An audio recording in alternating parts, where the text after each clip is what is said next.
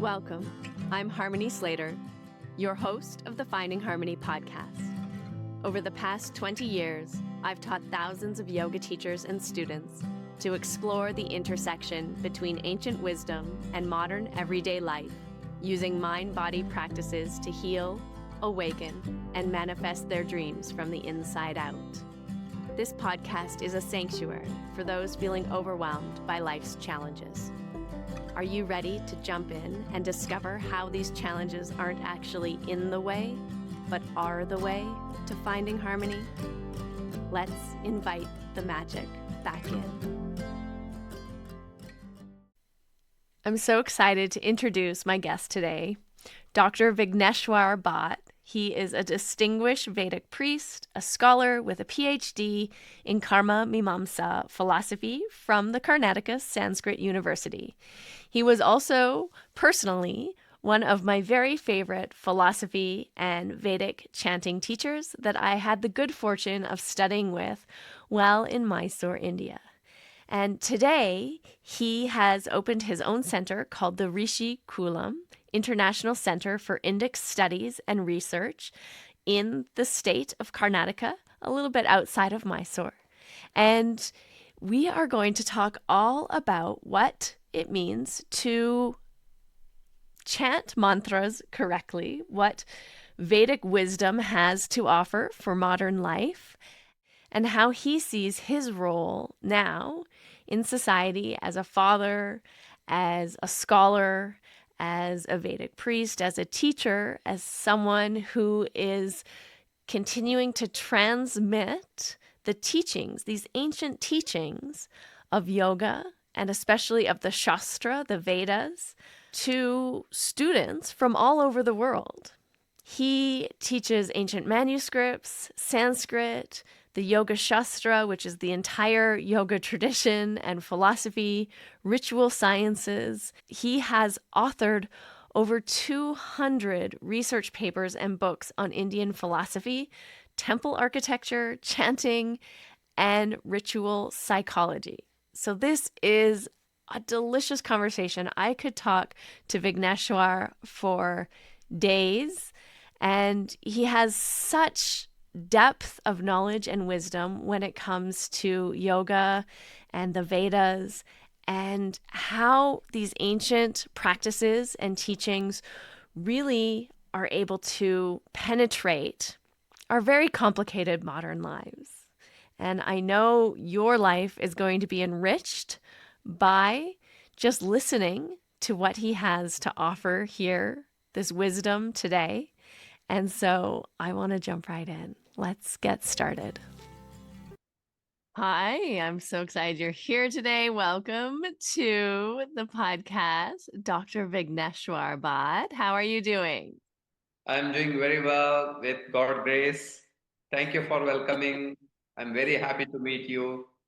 Thank you. It's so good to see your face. And last time we met, I don't think you were a doctor. How did you become a doctor, Vigneshwar Bhat?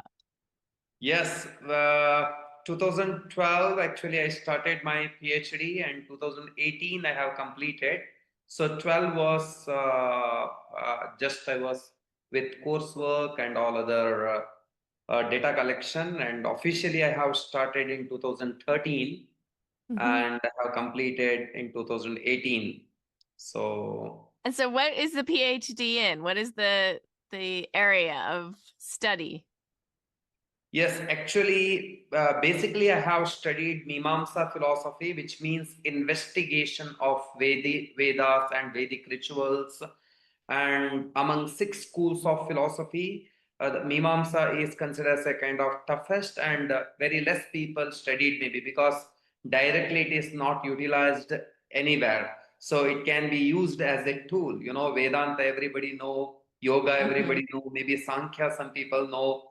But some like in Nyaya, Vaisheshika, Mimamsa, these three philosophies are not heard. So the Mimamsa philosophy is mainly investigative studies on the Vedas. It can be Upanishads as well as Vedas and all other things. So after completion of this particular studies, I was more interested in ritualistic aspects So how limbs are working and how rituals are very accurate, and the mantras, how they affect, and how mantras should be utilized, all these aspects. So finally in 2018, I have completed, which is related to the ritualistic studies, especially the limbs of how important the limbs of rituals. That was the main theme of the study. Wow. Okay. I have so much that I want to get into, but I'm going to give a little background on how we met because we met in Mysore and you were teaching many of the yoga students there Vedic chanting and puja and correct Vedic chanting and also performing special pujas, all living in Alex Medin's house at the time, many, many years ago. And so since then, you have opened up your own institute for Indic studies and research in Karnataka. Are you still in Karnataka?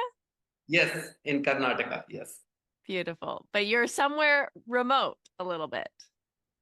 Yes, actually, I am now 500 kilometers, 580 kilometers away from Mysore, Mhm. but it is near to Goa. From Goa, it is 4 hour drive, and from maybe Hubli, there is a small domestic airport. From there, maybe 1 hour journey. It is not very remote. It is small town. It's a small Okay. town and very near to nature, Yes. Yes. Beautiful. Beautiful.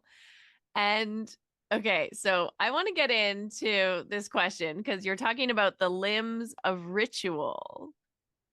What are these limbs of ritual that you've spent all these years studying? Yes, actually, the philosophy or any research when you are doing, you'll be doing with the methodologies, whatever available. But after completion of your work, you'll realize something else is existing. So after completion of your work, only you'll be able to understand maybe something else. I have to go beyond this. So maybe whatever I have done the studies, that is kind of the basic or the foundation. But later I got more interest in this particular area. So that's the reason again I started research center where I can study and publish and teach, so I got a lot of interest in this. So Wow. especially if you take anything, it is not only just Vedas or the rituals. Any practices you take which comes under the Vedic science or which comes under the spiritual path. So if you are accurate, definitely you are able to experience the result. The accuracy is very important. You chant mantras. Some people they say that I'm chanting for many years, but I'm not getting any kind of benefits. So some people they say that I have performed many rituals, but I did not get any kind of benefits. So if you look at the computer programming, if you miss small dot or space, the output will be error. In the same way, in our practice also, the perfection is very important. So this my study was related to the limbs as well as how important they are and how you need to perform them without having the mistakes. Even though small limb, but how it is very important. And also the Vedic chantings or Vedic rituals, they are not just spiritual. They are also very scientific because they are not just guiding with the something you offer into the fire. Also, they talk about your lifestyle. They talk about your thought process. They talk about the with whom you be connected. All these aspects they talk about. But in modern world, what we do, we focus only one aspect. So in yoga, for example, asana means people just they focus on the asana. Maybe they are not able to progress because the limbs are not practiced properly. In the same way, when you talk about the mantra, people are so curious and they will start to practice only mantra, but behind there are many things. So it is just like a cultivation. The first you have to plow the land, remove all the weeds and the pebbles. Then when the land is fertilized, then you sow the seed and everything will sprout. So that's the reason the limbs are very important. So whenever you want to grow anything, it need not be only rituals. So anything you practice, there are a lot of limbs which should be followed, which should be practiced. Okay, so like in Ashtanga yoga, we have the 8 limbs, which are the yamas and the niyamas. So the lifestyle sort of disciplines, how we're interacting with others, how we're interacting with ourselves and our own spiritual practice. And then asana, pranayama, body, breath, pratyahara, the mind, drawing the mind inward, dharana, dhyana, samadhi, the concentration meditation, and then the absorption or immersion. And so these are the 8 limbs that most people are familiar with. What are the limbs? If I were to say to you, Dr. Vigneshwar, I want to learn mantra, Vedic ritual properly, what are the limbs that I need to be aware of? Yes, when it comes to the mantra, it can be most of the time it has been used as a limb. It has been used as the tool. It Mm-hmm. can be used in the meditation, or it can be used in the rituals. It can be used in the chantings. It can be used in the prayers. Everywhere it can be used as a tool. So, but what are the qualities or prerequisites you need to have when you want to practice with the mantras? So the first of all, you need to have the proper pronunciation, because most of the time I say that first you don't see anything spiritually. You see very scientifically as well as logically, because whatever you talk about the spiritual life or spirituality, it can be experienced, it cannot be explained. So first, when you want to be convinced, so you want to see through science as well as with the logic. If you take the mantra is, it is kind of the modification of your breath. So if there is no breath, there is no sound. I am talking now. If I exhale and if I try to talk, I cannot talk because there is no breath inside.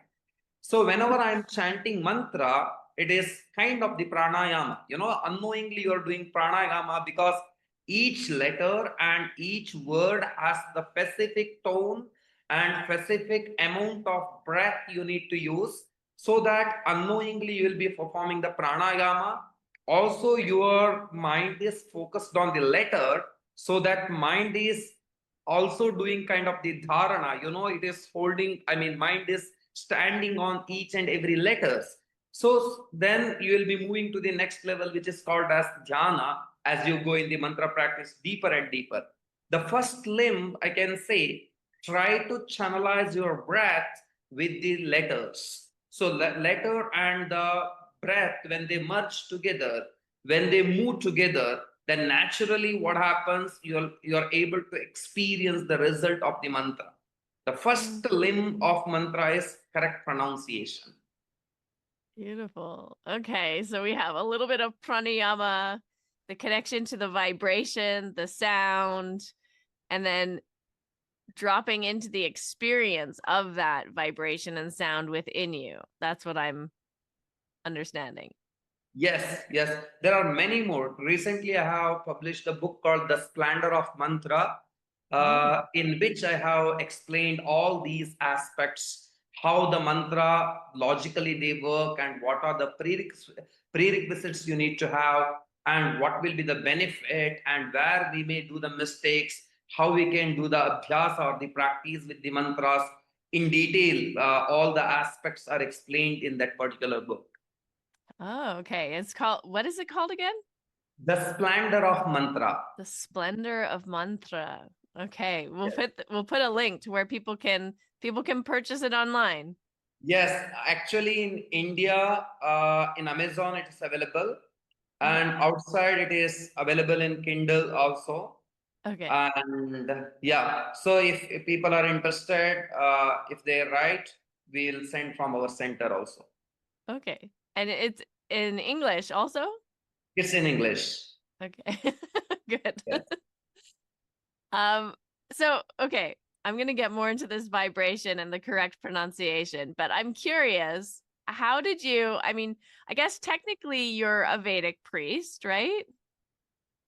Did you Yes, always want to be a Vedic priest? Did you like how did you come into this? How did you all of a sudden decide to join the Pathashala and like learn all the Vedic mantras and rituals and yeah. Actually, my father is from the Brahmin family, and my grandfather, everybody, they have learned little bit. They did not learn very much, but because of the poverty in the house, they were not getting lot of support for the education. They need to take care of family, and also we are all from the wilderness. Even if we want to go to city, at least 8 to 9 kilometers, we supposed to walk. After that we used to get the bus, whatever. So even electricity we were not having. Later, maybe after my birth, maybe after 5 6 years, we got electricity to our house. So it was kind of the wilderness, and we were not having much opportunity to study. But my father was always dreaming that he wants to give good education for me. So especially he wants to give the Vedic education. But unfortunately, after completion of my the primary education in the modern education system, I was not having much interest about this Vedic studies. Because it's very difficult, and you have to shave your head, go to the traditional Gurukul and study there. You cannot go anywhere. It's quite difficult. You have to be committed at the beginning itself. Yeah. So after completion of my 10th standard, I was not good at studies because just I was visiting to schools. I was not studying. I was a visitor to school. So then later, my father said that you have to go to traditional school to study. So somehow 2 3 years I have managed, and my teacher said once, maybe you're not suit for this particular studies. So actually, he told the truth, because even I was knowing that. But my father told you how to go for it. Then Yeah. later, because of some reasons, I started to study seriously, maybe to prove that it's not correct. To say that it is not Ah. correct, I have to study and I have to criticize. But later, what happened? My one of the teachers, still I remember, he said that you can criticize, but you don't criticize without having any experience. I still remember. So if your mother cooks food for you, Yeah. and without tasting the food, you should not say that it's not delicious, it's not good. You should not say that. At least take spoon of food and then you say whether it's good or bad. So, in the same way, he said that just you know the letters, you don't know anything else. So, how you say that it is not good? So, practice, then you decide whether it's good or bad. So, later I started to practice. I was staying in some other's house when I was coming to the Gurukul. So, I was getting up 3 o'clock, sitting up to 8 o'clock, doing some kind of practices, whatever told in the scriptures, not wearing sandals, not eating certain food. All these practices strictly I started to practice to prove that it is not right. That was the intention. But later, as you taste the food, if it is very tasty, how can you say it is not good? So later it became like a kind of the life. Within 5 years, entire life has been changed. And I told my father I want to go to Mysore for study for philosophy. I told. Then my father said, no, no, no, it's enough. You anyways you don't like. You come back to home and we can do the agriculture, the work. That's what he said. So then I told, no, no, I have to go. And I went to Mysore in 2008. So when we reached, it was new because always I was there in this small city. I was not even knowing about the big, big cities. And even that was the first time I alone traveled with the bus ticket and all. I was only with the Wow. walls. So then I went to Mysore, and initially it was very difficult for 1 or 2 years because philosophy is very difficult and we are not able to understand. So teacher was always supporting, and philosophy teachers always like that. They are always ready to uphold. So with the teacher's support, I completed my studies in 2013. So then I started my the PhD, and 2 years I went to Tirupati, which is another state for other studies. So that's how my study. Wow. That's amazing. Yeah. It's so interesting that you didn't resonate with the studies at the beginning, because what I know of you is very, I mean, it seems so natural to you. It seems like it must have very much changed your constitution. Yes. And also, always I was having kind of the plan just not to stick with the whatever knowledge is existing in the scripture. So, tabulate and try to make it useful for the common people.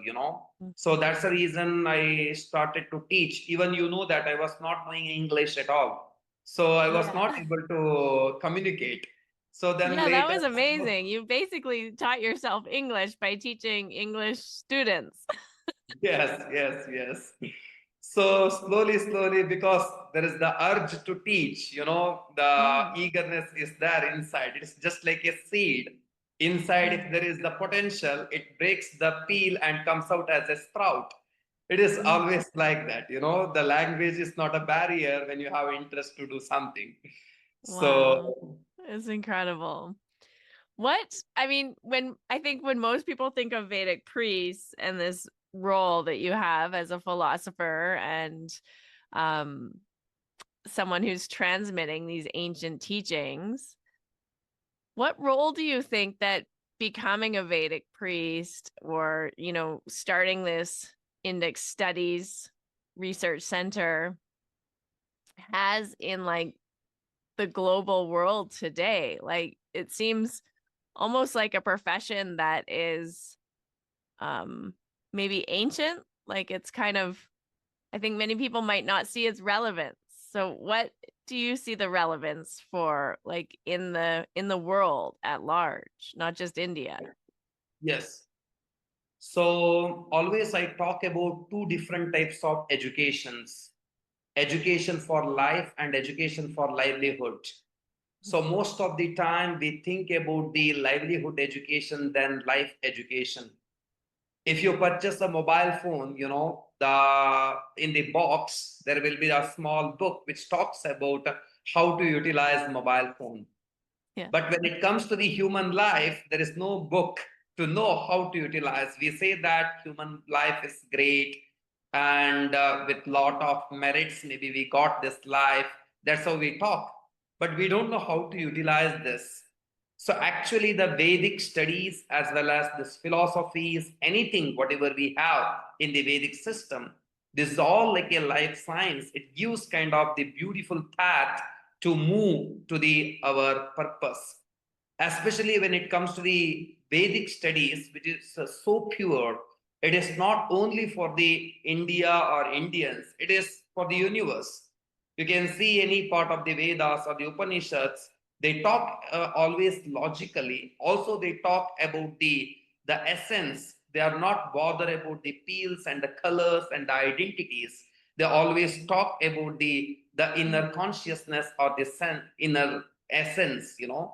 So that is the main purpose of the life. So that's the reason globally, if you look at, so all these teachings, whatever available in the Vedas, it should be given. But so far, what is happening in India also, most of the time it is used just for the rituals or the just for for the some benefits or the celebration. For only this purpose, most of the time it is used. But these are the rituals are not only for this, it's beyond, it is kind of the life science. If you take anything from the bed up to the bed, whatever you need to do, from the first breath up to the last breath, whatever you need to do, everything in detail, they explain. Wow. So I'm curious, do you practice homa or yagna every day? So actually, every day I don't practice Homa, but there is kind of the Parayana. Mhm. So that I practice. I was practicing Homa every day, the ritual, but now maybe because of lot of teachings and sometimes traveling, all these things. Yeah. So now I have kind of the parayana means, which is kind of the chanting for a long time with the particular tantric system. So that practice is there. So occasionally, monthly, twice, there will be the big fire rituals. Right. So other than that, every day there is no fire ritual. Okay. Yeah. So the Homa and the Yagna, they're the same, right? It's just a different word for the same type of fire ceremony. Technically, both are fire ceremony, but technically, if you want to see Homa, Yajna, there are slight difference. So Tishtadhomaha, in the rituals, they stand and they offer the ghee or whatever into the fire, and by saying Swaha, so that is called as Homa, Tishtadhomaha. And the yajnas are, they sit and they offer. There is a slight difference, but both are fire ceremonies. Do they also say Swaha in the Yagna as well? There is Vaushat, Vashat, there are different words are used. Ah, okay. See, Yes. technicalities. Yes. I heard once that there's a belief that it's up to the Brahmin caste, and these rituals, these ancient Vedic rituals, help to maintain balance and maybe like goodness or righteousness in the world. Is that something that's true, or did somebody make that up and tell me? So yeah, definitely, because the homa means, the first of all, there are 5 homas which should be done every day. So the 5 homas, all also we need to know that the yajnas are not just done with the fire. So it's also done with the water. It's also done as a charity. Even you are taking care of the animals, that also comes under the homa, because it is the yajna. The word yajna comes from the yaja deva puja sangati karana daneshu. That is the Sanskrit root. So if you look at, the yajnas are where the sacrifice is involved. That is called as yajna. So the mother is taking care of the child selflessly. That is also comes under the yajnas. It's not my explanation. It is Vedic explanation. And also, Wow. there are 5 yajnas, which is called as Pancha Maha Yajnas. So, Bhuta Yajna, you are taking care of the animals and the plants. That is also Yajna, which is called as Bhuta Yajna. Then Deva Yajna, where you offer things into the fire in the name of the God. So, that is called as Deva Yajna. And you take care of your parents, and because they have taken care of you as when you are child, now they are your child, so you are taking care of them, and you are always supporting them. So that is called as pitru yajna. And then you are studying and teaching, which is called as rishi yajna or brahma yajna. So learning and teaching. And then comes atiti yajna or manushya yajna, where you are giving food or the charity to the humans, and respect, and calling people to your house and making them happy, giving some charity to them. This is called as Manushya Yajna. These 5 yajnas should be done every day. That's how Vedas they say. So just imagine, when these are the 5 yajnas, everybody, if we are performing, the entire world will be peaceful. Nobody has problem, everybody. Then logically, if you look at, not only Brahmins, everybody will be very happy when everybody are performing these are the yajnas. In the Krishna Yajurveda, there are 4 Vedas. In the Krishna Yajurveda, there is the part called as Aranyaka. In that part, these are the practices are in detail. They have explained how you need to do and why you need to do. What is the purpose of doing this? Everything. Wow. I love that, because I think sometimes as yoga practitioners, we get very focused on maybe selfish practices like the asana, the pranayama, the meditation. Like, it's all very insular and about me and my sort of, I guess, vertical up and out kind of enlightenment. And when you look at the Vedas, and particularly this area of the Vedas, performing these sacrifices or these yagnas, it's very much about how you're being with society and the planet and other people. And it's very much about, I guess, experiencing enlightenment or liberation or moksha through how you are being with other people or creatures or beings rather than just about you and yourself. So everywhere, even in the yoga also at the end, always we say, Loka samasta sukhino bhavantu. Yeah. So the main purpose of our practice or our meditation, everything for the entire globe, entire world. If world is happy, we are part of world. So we Yeah. will be definitely happy. So if you ask, if one person is asking, so maybe the person who wants to give is not motivated to give. If you are asking for entire world, so definitely you'll get more. Also, it is true. You are so happy. You're rich, and you don't have any problem. But your neighbors are having so many problems, and always you're seeing that even though you're happy, you will be disturbed by seeing others' pain. So that's the reason anything, it can be yoga or it can be ritual, everything should be for the world. When we are connected to the world and when we are praying for the world, definitely we'll be more happy because we are part of the world.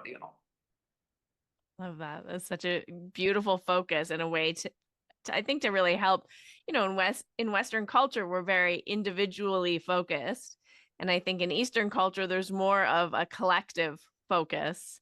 And it's very much a cultural difference that I've noticed being born in the West and living in the West and then spending so much time in India.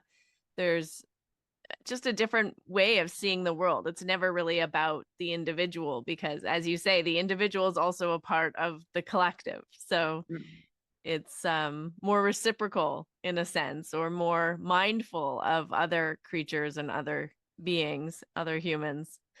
I have another question for you because I often use this as an example about, I remember you telling me in Mysore once about a sacrifice that you did where you were chanting a mantra many, many days without leaving your room. And you couldn't see anyone, and you had someone bring you food to the door and leave it outside the door. Can you tell me about this ritual? Because I always use it as an example that I think it's kind of funny. And it was an example that you used that as Westerners, we think that chanting something 108 times is many repetitions of a mantra. And we think, okay, good, I've done my 108. Or like if we're really maybe aspirational, we might chant 1008 times or something like that. But can you tell me about your own sort of depth and like what kind of depth chanting a mantra, like how many times did you chant it, how long did it take, and what was the result, like what happened from that? Yeah. So wonderful question, as well as I have to share maybe the many aspect of this practice. So first of all, anything you take, we talk about the abhyasa, the practice. The practice is nothing but repetition. The practice is nothing but repetition.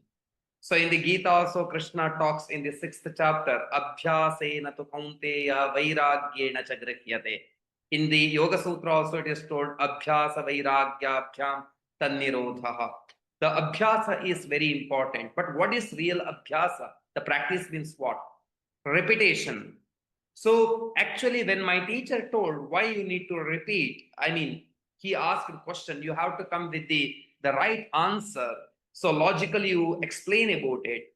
2 3 days, I started to search different scriptures, as well as logically, I started to think. So one of the commentary on the Vedas, it talks about the entire world is standing on the concept of the abhyasa or the repetition. You take the example of the earth, it moves around the sun, same earth, the same repetition. Take the example of your heart, the beats, the same repetition all the time it's happening. You look at your respiratory system, you look at any part of your body, it's doing the same repetition. The earth, the day and night, and whatever you are doing, everything is kind of the repetition.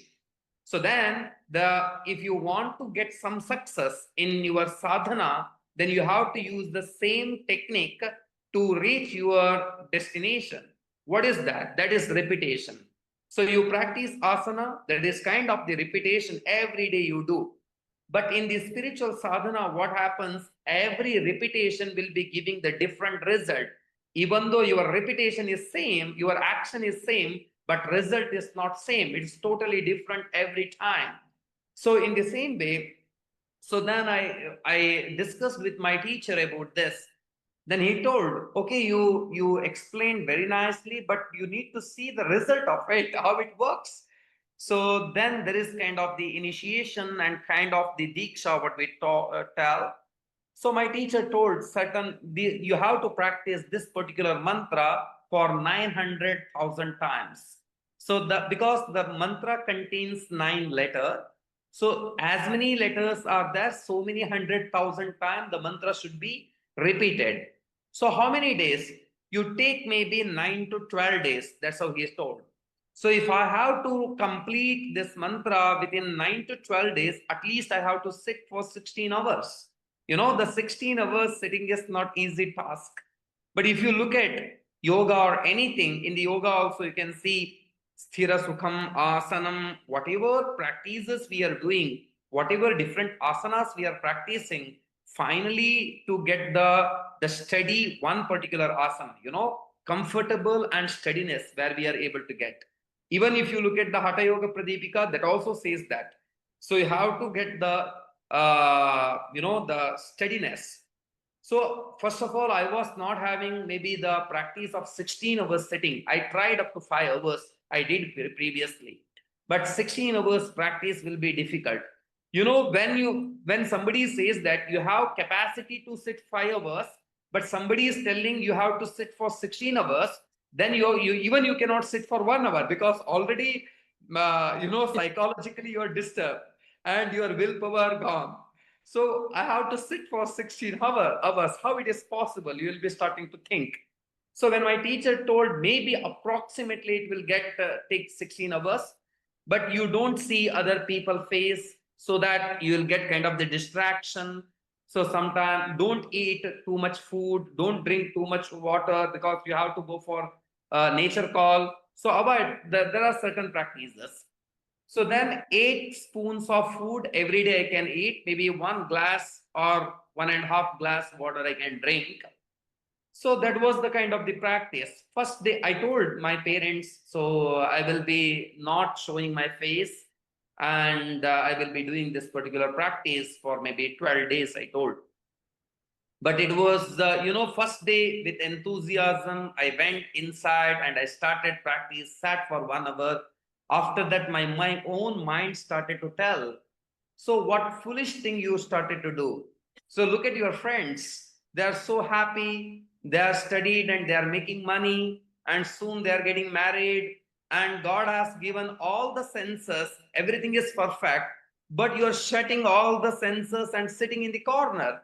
So you're not utilizing, you're not make use of all the senses.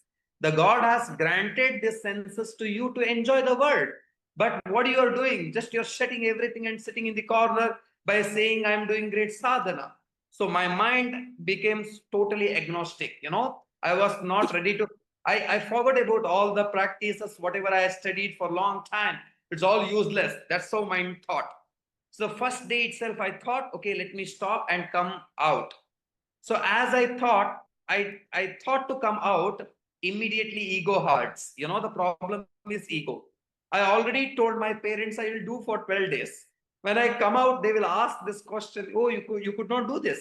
So you tried to do it, but you could not do it. So not only that, my mother and father also, they shared to the neighbors also this news. So everywhere this will become, problem in future. Then I thought, okay, let me sit inside. So, whether I'm able to do or not, let me not go out, I thought. Right. So also what I can do, I cannot sleep for a long time because I told my mother to give only 8 spoons of food. So only that she is keeping in front of the door, I don't get anything more. So, and I'm getting little water. I cannot sleep, I cannot eat, I cannot walk, I cannot see any people, I cannot share anything with anybody. So it was kind of the stressful for a day. The second day, I sat in the corner so that I can get the support from the two walls. And I hold the mala and I was doing. I don't know when I slapped, mala fell and I was sleeping. And later I got up, food was there a little bit. I ate. Again, I want to sleep, but I can't get sleep again. So 2, 3 days it went like that. Lot of obstacles. My own mind was trying to push me out. But later, what happened after 3 days? I think I thought, anyways, I'm inside. I can't do anything else. I decided to do this. So let me continue this. So whether there is some result or not doesn't matter. So why I can't try this? So then I started to sit for a 3 hours, 4 hours. The result I was not able to complete within 12 days. I have taken little more days. I have written in the water outside saying that I can't come out for these many days. Maybe I have to continue. So later I was able to practice. I was able to complete the task. You know why I'm telling this? Anything you start at the beginning, definitely it is difficult. If it is difficult, definitely it is going to be useful. If it is difficult, definitely it is going to be useful. If it is very easy, it might not be useful in future. If it anything easy, it might not be useful in future. Anything. So that's the reason always I made this kind of the formula. If it is something very difficult, then you take that because definitely it is useful. And if it is very easy, maybe it is useful or may not. We don't know. Yes, But 900,000 repetitions, that's a lot of repetitions. yes. But I will tell you one thing, whatever we have the great wisdom in spiritual paths. So even you take the example of the Ayurveda, not only that, many people they don't know maybe what are the things are there in Samskrita. So if you look at the scriptures, there is the metallurgy, there is there are different types of aspects, the physics, chemistry, everything you can see. So everything discovered by great sages. They were not having any kind of the laboratory. They were not having any testing tools. You look at the Ayurveda also written by sages. So how they have discovered this great knowledge where it was existing without having any kind of the laboratory test, they are writing this is very accurate. So how it happened because of the through tapas, that the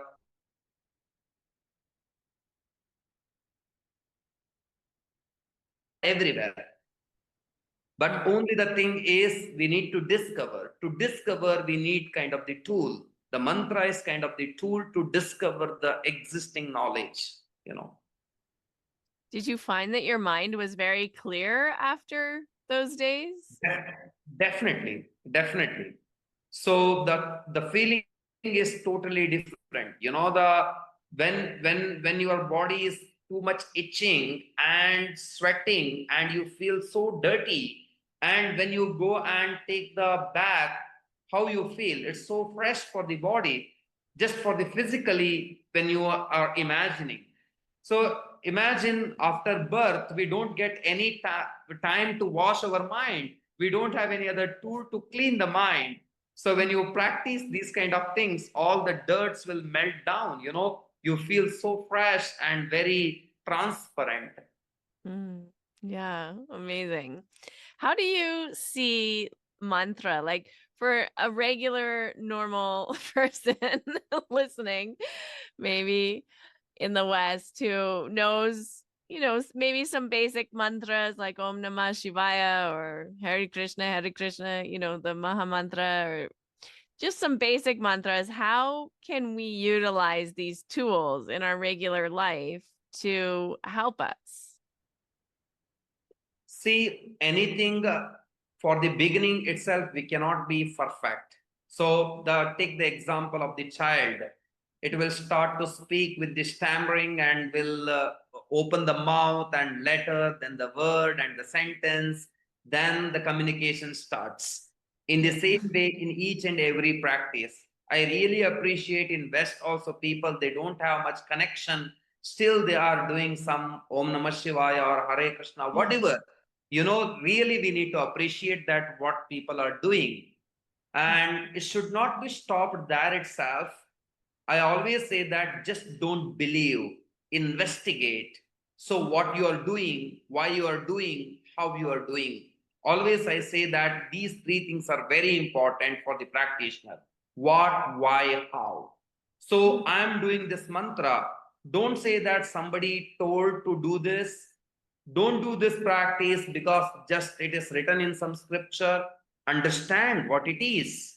You know what it is. Then why it is. Maybe it is wonderful, but is it required for me? Yeah. There are many things great in this world, but maybe not required for me. So just try to get clarity why I am doing. So then go to the next level, how, the procedure. So when you align all these three things, definitely there will be the success in the path of mantra also. Initially, you start whatever mantra. You need not study maybe entire Vedas or anything else. It's always difficult. So you learn one mantra, it's fine. First, understand and dedicatedly you practice, as Patanjali says. Satu dirghakala nairantarya satkaradara sevito drida bhumi. It is not only for the yoga, it's for all the practices, whatever we do. So it's fine. In the West also, I really appreciate they don't have the source to study maybe all these things in deep, but still people are putting the effort and doing this. It's really, the great. Do you think we need an initiation? Is it helpful to have an initiation from a teacher or someone who has more experience? Or is it okay to just pick a mantra that you feel resonates with you? Yes, actually, the mantra can be taken for the great gurus or some the great practitioners. Mm. But if we are getting, we can do that. If we are not having any gurus or the people, we need not worry. Whatever available, we can start from that. Maybe that practice will push you to the real guru. Yeah. So that may take you towards the guru. You need some qualification or some prerequisites to reach that. So your initial practice will take care of that. So that's the reason you need not think too much about the initiations and all other things. Mhm. But still, whatever you have, you can start with that, and later slowly you don't stop there itself. Try to progress, know more about it and implement and make it proper. So Yeah. then definitely some kind of experience, I mean, the sadhana you are able to get. So, what would be kind of a good starting point, say, because you have studied so much in the specifics of Vedic rituals and doing them correctly. And so maybe one might feel a little intimidated that they're not doing it correctly or they're going to get it wrong. Or maybe I want to chant Om Namah Shivaya, but I'm just doing it 10 times. Is that enough? I have all kinds of questions now. Yes, the first of all, you just imagine you want to eat food, you're hungry, you're taking 2 spoons of food, will you be able to quench your hunger? So in the same way, your mind also hunger. Your mind has a lot of dirt. You need to decide how much mantra is required for your mind. It's always difficult to get motivation for the practice because mind can direct other people. The mind can talk about other people. The mantra is talking to mind. That's the reason it's very difficult. The mind doesn't like somebody is putting hand to chisel. So the mantras are like that. Mantras are chiseling the wings of mind from by which the mind can run anywhere. So that's the reason the mind doesn't like. So the initially what you can do, maybe always I say for the practitioners, so it is always difficult. Your practice should not create kind of the detachment on practice itself. Getting detachment is good, but you should not get the detachment on practice itself. So that's the reason initially it's fine if you're doing just 10 mantras, just 10 mantras first day you're doing. So, but second day you don't go with that, and at least what you do, maybe for 10-15 days, you try with 10 mantras only for 1 minute. But later try to add 10 more, make it 28, then 58, then 100. Anything, maybe it is very good. Practice of mantra is very good.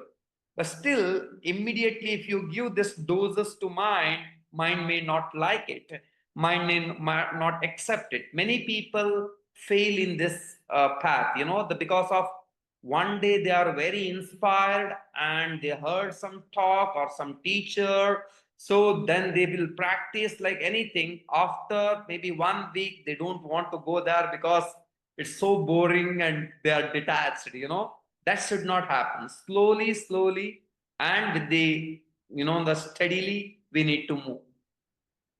So I've heard mantra described as that which protects the mind. Well, how would you define mantra? So mantra can be explained in the different way, but as you have mentioned, definitely the manana trayate iti mantraha. It means the letter or the word or the sentence which protects your mind or which purifies your mind. That is called as mantra. That's the chiseling aspect, the purification. Yes. Yes. And are there particular mantras that you would recommend or use for different situations? Like if you were trying to overcome anger or trying to reach spiritual enlightenment, or I don't know, different like uses. Usually, mantra can be directed with the three different methods. So, one is if you find any guru, the guru or the teacher will decide what mantra suits for you. And the second thing, in this modern world, if you are not able to get the right guru who can find what is your mantra, the second one is astrological calculation. So by seeing the astrology, by looking the ascendant as well as by looking the planetary systems, we can say what mantra can be suitable.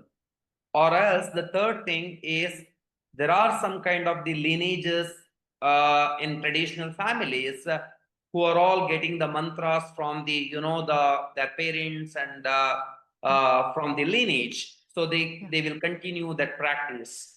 So there are these three different types of aspects to find the mantra what suits for me.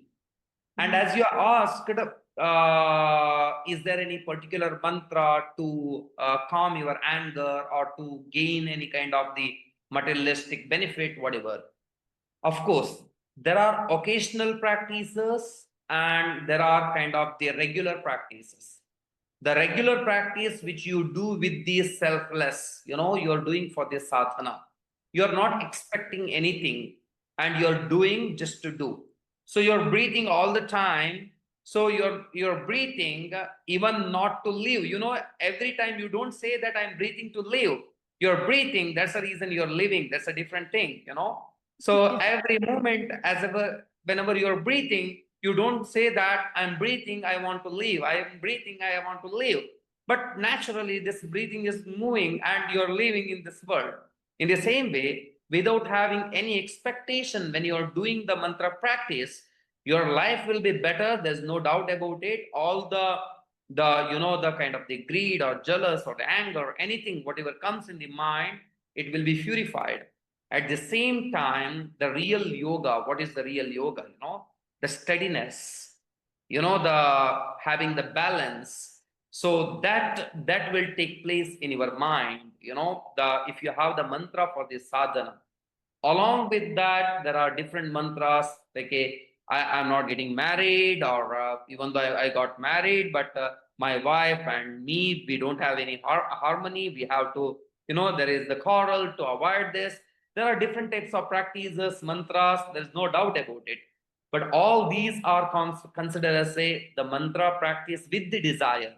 But if you do something without having any desire, selflessly, when you're practicing, everything comes to you, and also you are able to move to the real path. I love that. So the sadhana, the spiritual practice, is the one that's done selflessly, just out of, your desire to connect with God or higher consciousness, or to create harmony in yourself and in the world. Yes. And then there's other mantras that can be called upon or utilized for more specific desires. Yes. Yes. Yes. I think there's thousands of mantras, different mantras, millions. Yeah. So we cannot count. Countless mantras are there, because when it comes to the mantras, there are different sections, like some are tantric, some are Puranic, some are Vedic. And in those aspects also, there are different divisions. The many mantras, countless, we can say. Yeah. Oh my goodness. So what do you think is the most valuable teaching from the Vedas? It could be like a mantra, it could be a practice, it could just be the philosophy or the teaching that like the world or humans collectively need to focus on and remember right now. Yeah, so the collectively, if I want to say that, knowing about ourselves, that is the main concept of the Vedic studies and teachings. So every tool, whatever Veda is giving, finally it is kind of the torch to see our own self where there is a lot of darkness. To see the world, we don't need the Vedic literature, because the eyes, nose, tongue, ears, they will well equipped, and they will help a lot to see the world. You don't need any scriptures, but to see yourself, you need all these things. So finally, if I have to say the essence of the Vedic scriptures or any philosophy, this is not to see the world, it is just to see ourselves, because our senses are they are handicapped to see ourselves, they cannot see. But these are the tools, the practices will help us to see. Even one of the scriptures talks about that. Ayam hi paramo dharmaha yad yogena atma darshanam. So anything you practice in the Vedic practices, everything is called as yoga, because most of the time 8 limbs are considered as the yoga. That's how people think. The yoga is always I say that sometimes people were thinking that yoga is 2 by 6. 2 by 6 means mat. So then later people, they also know that it is not only 2 by 6 on the nose and eyes, different areas we can find yoga. Now people are finding yoga in the society, in the everywhere. So in the same way, whatever practice you do, it is considered as a yoga. For what? To see your own self. That's how the sage Yajnavalkya says. I love that. I think there's this tantric, I don't know if it's specifically tantric, maybe it's also Vedic, but the microcosm is reflective of the macrocosm, and the macrocosm reflects the microcosm as well. And so there's always this mirror that's happening between ourselves and the world, right? Yes, definitely. So initially that will be there, but finally there is no differences. Everything is same. Initially, when we are in the level of the practitioners, then we can see the connection and different points and the aspects. But when once you realize that I'm beyond all these identities and beyond all these the whatever attributes and names and fames are there, beyond all these things, when you realize, So then one remains, which cannot be explained, which can be experienced, you know. I love it. That's where we want to go with our practices for sure. Yes. So if I'm looking to deepen my practice or to find a mantra, can I reach out to you somehow? Yes, definitely. So you can reach out through online or you can come to center itself. You can come and stay. Always, I don't call this as a center. It is kind of the family stay, you know. So Yeah. people can come and stay and practice. Yeah. Beautiful. Beautiful. Okay. And you have a website or some way of people contacting you?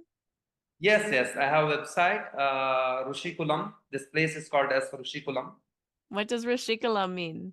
Rishi means a person who want to investigate or discover, you know, Rishi. Like a Kulam means Rishi. family, the family of investigators. Beautiful. Beautiful. Are your parents with you? Yes, they are here. And now you And have two also, children, right? yeah, now I have two children. Yes. Wow.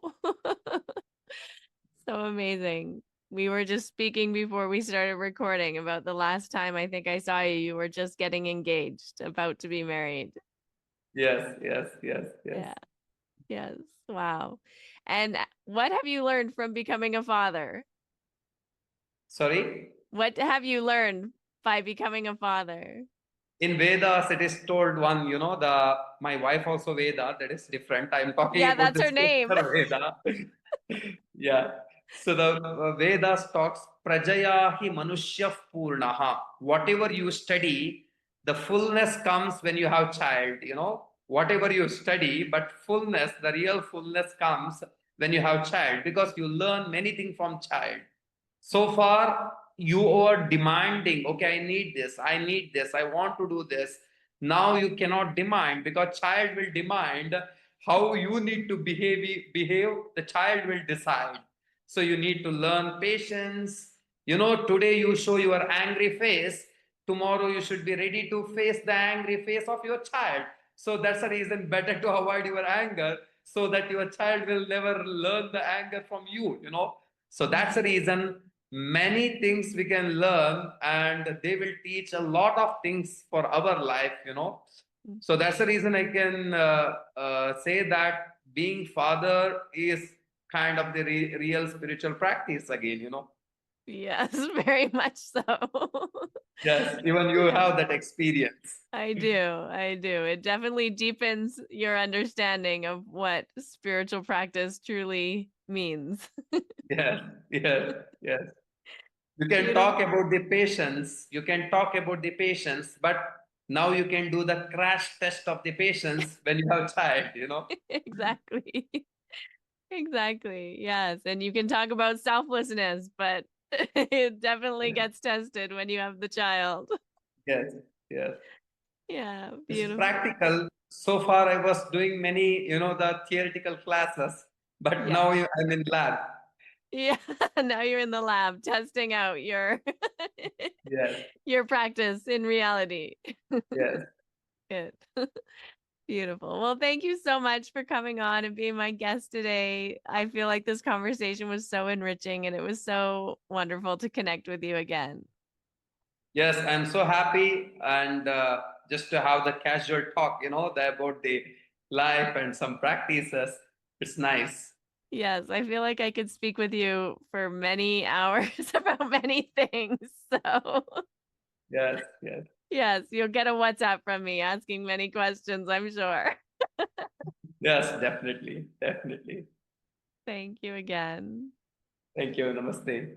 Namaste. Wouldn't it be nice to be able to have these conversations at least a couple times a month? Well, you know what? You can, because I have something called my Inner Circle Mentorship.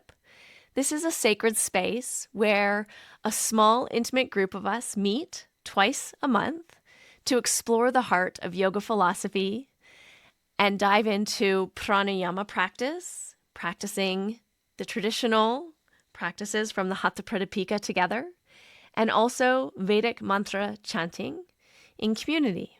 This is a nourishing container for seekers, teachers, and lifelong students who are ready to live their practice more fully with support, consistency, community, and in the tradition and lineage of yoga.